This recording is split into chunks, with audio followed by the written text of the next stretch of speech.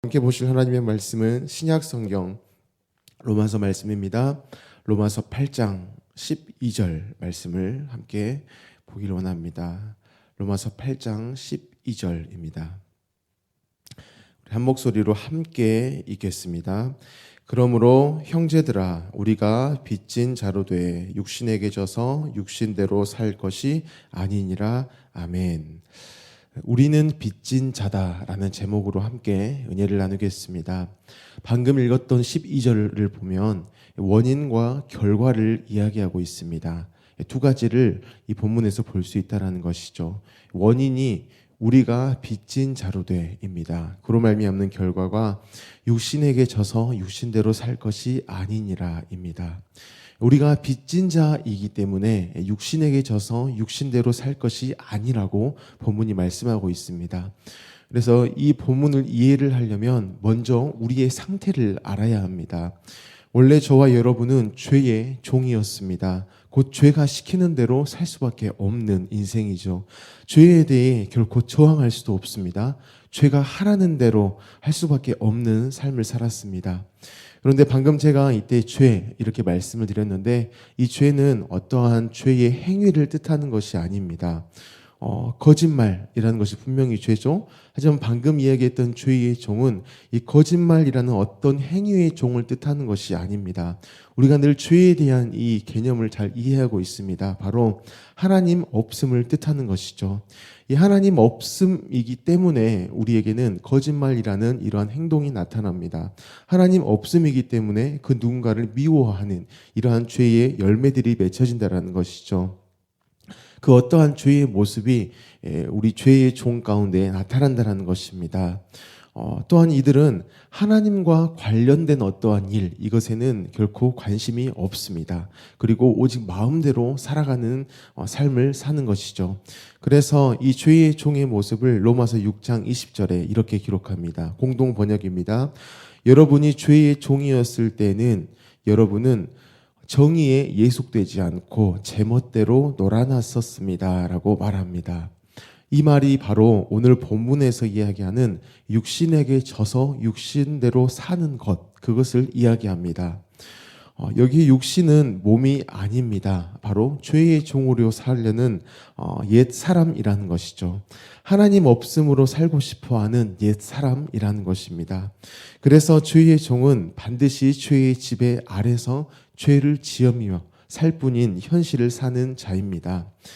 그런데 본문은 우리로 더 이상 죄의 종으로서 살지 않아도 되는 것, 죄의 지배 가운데 있지 않아도 된다라는 것, 이렇게 이야기를 하고 있습니다.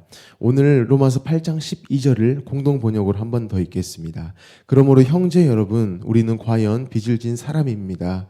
그러나 육신에 빚을 진 것은 아닙니다. 그러니 우리는 육신을 따라 살 의무는 없습니다라고 이야기합니다. 육신에게 빚을 진 것이 아니기 때문에 육신을 따라 살 의무가 없다라고 이야기합니다. 이것을 다른 말로 하면 우리가 더 이상 하나님 없음의 인생, 곧 고아의 인생을 더 이상 살 의무가 없다라고 이야기하는데 그 이유가 바로 그 앞에 부분에 빚을 진 사람이기 때문이라는 것이죠. 바울이 지금 이것을 이야기할 때에 어떤 하나님의 일하심, 명백한 그 증거, 그 하나님의 해결, 그것을 가지고 더 이상 여러분은 육신에게 져서 육신대로 살지 않아도 됩니다. 육신을 따라 살 의무가 없습니다라고 이렇게 이야기를 하고 있다라는 것입니다. 그렇다면 바로 하나님의 해결, 이것이 무엇인지를 우리가 알아야 합니다. 그 하나님의 해결이 바로 십자가의 예수님이십니다. 고아의 인생이 아버지로 사는 인생이 되기 위해서 바로 하나님이 하신 일, 그게 십자가의 일인데요. 그것 가운데에 대가가 치루어졌다는 것입니다. 바로 예수님이라는 대가입니다. 그래서 우리는 그 예수님의 대가로 말미암는 빚진 자, 이것이 바로 본문에서의 우리는 빚진 자라는 뜻입니다. 그래서 우리는 하나님께 빚을 져버린 인생이죠.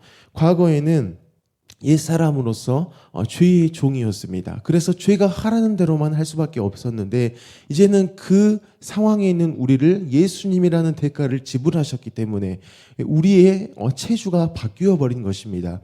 이제 하나님이 우리의 하나님이 우리의 주인 되시고 우리가 하나님의 종이 되어져 버린 것이죠.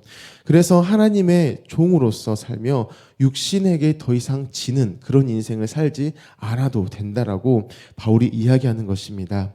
그런데 로마서 8장 12절의 이 어조를 보면요, 그냥 바울이 이렇게 완곡하게 표현한 것 같지만 이는 단호한 이야기입니다. 하나님께 빚을 진 자는 때로는 육신에게 져서 육신대로 이렇게 살 수도 있고 재수가 좋으면 하나님의 자녀로 살아갈 수 있다는 것이 아닙니다. 명확하게 이야기하죠. 더 이상 육신에게 져서 살 필요가 없다라고 이야기합니다. 그럴 의무도 없다라고 이야기합니다. 이것은 법적인 명령과도 같고요. 이것은 선고받은 어떠한 명령과도 같습니다. 왜냐하면 이 명령을 위해서 하나님이 하신 일, 그 십자가가요, 어떤 완곡한 이런 사건이 아니기 때문입니다. 예수님의 십자가는 완벽하면서도요, 단호한 사건입니다. 예수님의 죽음이 확실한 죽음이고요, 타협 없는 죽음입니다. 후회 없는 죽음이라는 것입니다. 또한 예수님의 부활도 확실한 부활입니다. 어떤 확률적인 부활이 아닙니다. 반드시 일어났던 부활입니다. 상황 따라서 때로는 부활하고 때로는 부활하지 않는 그런 일이 아닙니다. 언제로 부활로 말미암아 살아가도록 하신 일, 그것이라는 것이죠.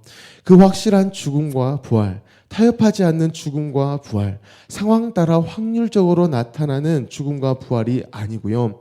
명확한 방향과 목적을 가진 죽음과 부활이기 때문에 본문은 이토록 우리에게 단호하게 이야기를 한다는 것입니다. 그러므로 사랑하는 성도 여러분, 우리로 더 이상 육신에게 져서 육신대로 살지 않도록 하나님이 하신 일, 그 십자가 가운데서 예수님을 대가로 치르신 그 일을 기억하시길 바랍니다. 명확한 방향과 목적을 가지셨다는 것이죠. 하나님의 방향과 목적은 언제나 우리라는 것입니다. 그래서 우리의 삶은 언제나 하나님으로부터입니다. 이렇게 기억하시고 고백을 해야만 합니다. 그래서 우리는 우리를 자녀 삼기 위해 하신 그 확실한 일, 그 십자가를요, 근거를 가지면 됩니다. 십자가를 근거로 삼으면 되고 그 십자가를 증거로 또한 이러한 삶을 살아가도 된다는 것이죠. 그랬기 때문에 죽음이 우리를 어쩌하지 못한다는 것입니다. 예수님이 그 증거가 되시기 때문에, 예수님이 그 역사하시는 힘이시기 때문에 우리는 영원한 부활로 살아가는 자녀의 삶, 이것을 여전히 살아가도 된다는 것입니다. 이 부분의 이해를 돕기 위해 돈으로 좀 설명을 해보겠습니다. 옆집에 돈을 빌렸습니다. 그 이후에 우리의 삶이 어떠할까요? 무슨 일을 하든 간에 옆집의 눈치를 보게 되어집니다.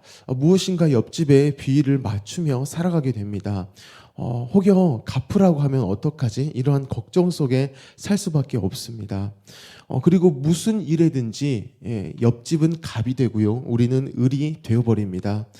심지어 그 빚이 또 쌓이고 쌓여갑니다. 그러면 옆집 자식하고 우리 자식이 싸웠어요. 둘 다 얼굴이 망가졌습니다. 이때에도 선뜻 이렇게 당당하게 맞서지 못한다는 것입니다. 빚은 이토록 우리의 삶을 얽어맨다는 것이죠. 그런데 갑자기 어느 날 누군가가 그 빚을 다 갚아줘 버렸습니다. 그런데 그 갚으신 분이 그 돈을 우리에게 다시 갚지 않아도 되는, 그냥 내가 이것을 다 해결해버렸다라고까지 말씀을 하십니다. 이때의 우리 가운데에는 명확하게 달라진 상황이 주어졌습니다. 우선은 옆집에게 결코 쫄지 않습니다. 당당해집니다. 오히려 이처럼 내게는 엄청난 빽이 생겼다. 이러한 확실한 현실 때문에 오히려 고개를 빳빳이 쳐들고 살 수 있다는 것이죠. 혹여 훗날에 또 자식들이 싸워도요, 당당하게 나설 수 있다는 것입니다. 이와 마찬가지입니다. 우리가 죄의 종이었을 때는요, 언제나 죄가 갑이고 우리는 을입니다. 죄의 눈치를 보면서요, 죄가 하라는 대로 할 뿐입니다. 하지만 하나님께서 십자가에서 하신 일, 예수 그리스도를 대가를 치르셔서 우리의 빚을 다 갚으셨기 때문에 저와 여러분은요, 언제나 당당합니다. 죄의 눈치 볼 필요 전혀 없습니다. 우리의 빚을 갚아주신 하나님의 그 뜻, 그 예수 그리스도를 붙잡아 살면 그만인 그 인생이 되었다라는 것입니다.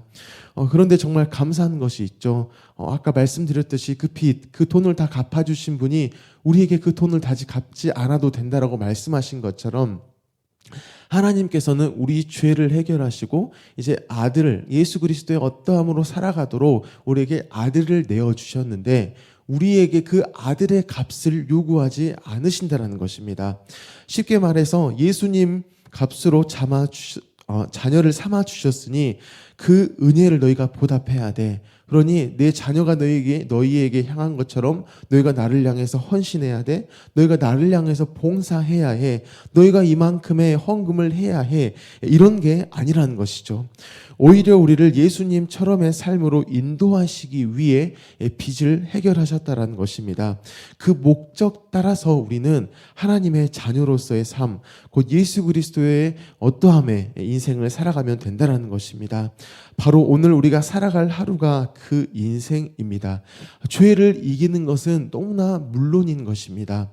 그리고요, 그 정도의 수준만이 아니라 오히려 누군가의 죄, 그것마저도 품고 살아갈 수 있는 그 하루가 오늘이라는 것입니다.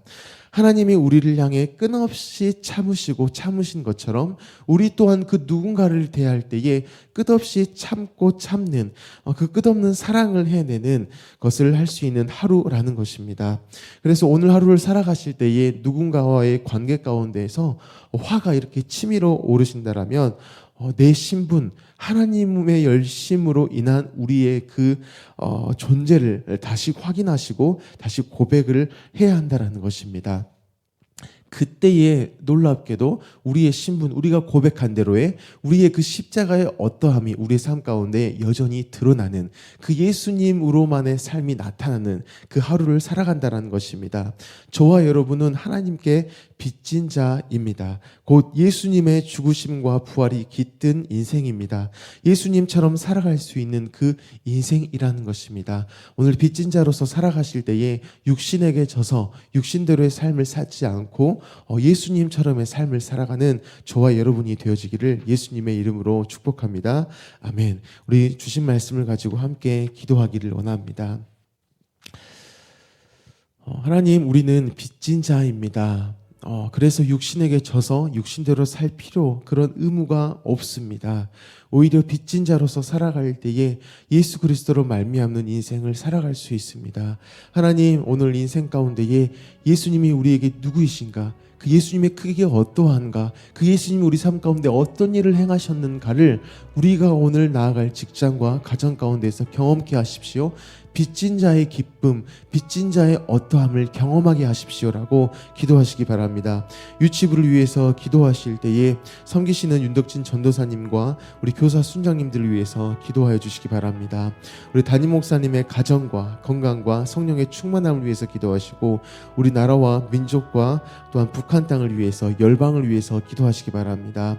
우리 터키의 임순택 선교사님을 위해서 기도하시고 화순수리교회의 김은실 목사님을 위해서 기도하시기 바랍니다. 우리 광신대학교를 위해서 기도하실 때에 우리 호남권에 있는 많은 교회들이 광신대를 위해서 기도하고 또한 주시는 마음대로 후원하며 나아갈 수 있도록 우리 교회들을 위해서도 기도하시기 바랍니다. 우리 모든 기도 제목을 가지고 함께 기도하겠습니다. 사랑이 많으신 하나님, 너무나 감사합니다.